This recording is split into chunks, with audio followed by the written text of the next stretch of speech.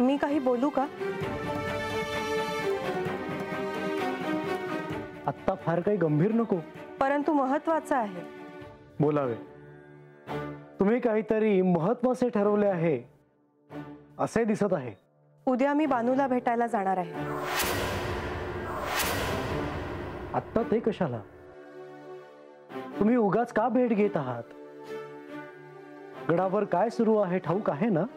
मी म्हाळसांना सांगूनच जाईन आणि त्यांना वाईट वाटणार नाही हे देखील पाहीन.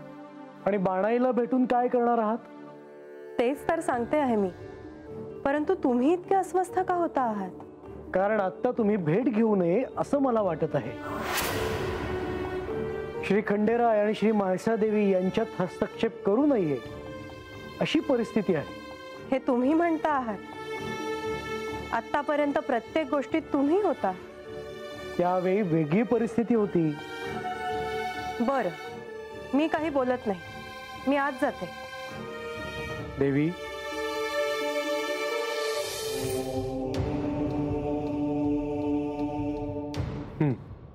सांगा. परंतु तुम्हाला ऐकायचं नाहीये ना? सांगा, मी ऐकतो आहे. बरं, मला असं वाटतं की असा काही उपाय करावा की ज्याने हा ताण कमी होईल. काय करायचं?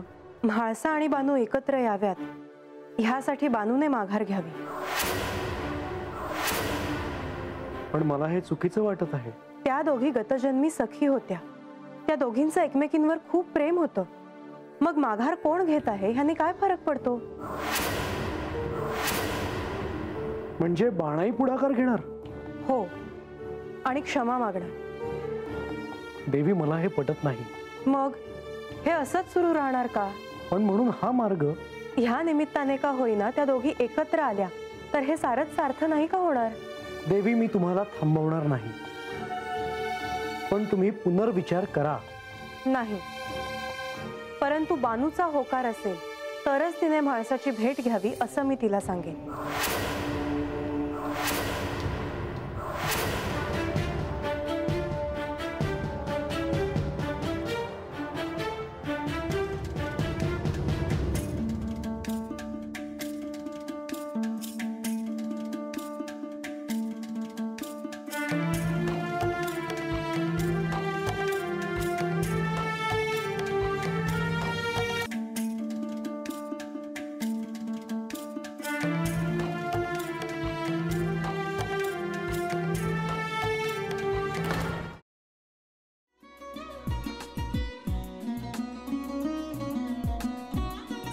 लावू का?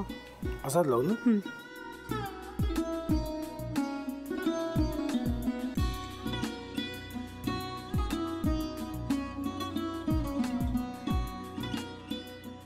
आता काय करायचंय? आता आपण ड्राय स्टफिंग दुसरं काय करणार आपण त्यात?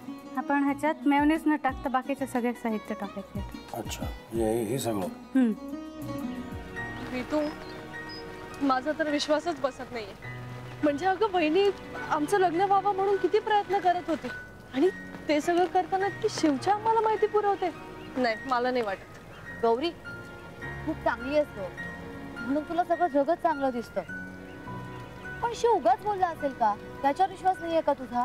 शिववर पूर्ण विश्वास आहे मी तुम्हाला, पण तो आता हे जे काही करतोय ना, म्हणजे निशा बहिणी समोर त्या राधिका सोबत फिरण्याचं नाटक वगैरे, ते त्याचा काही उपयोग होणार नाहीये. अगं असं कसं म्हणतो?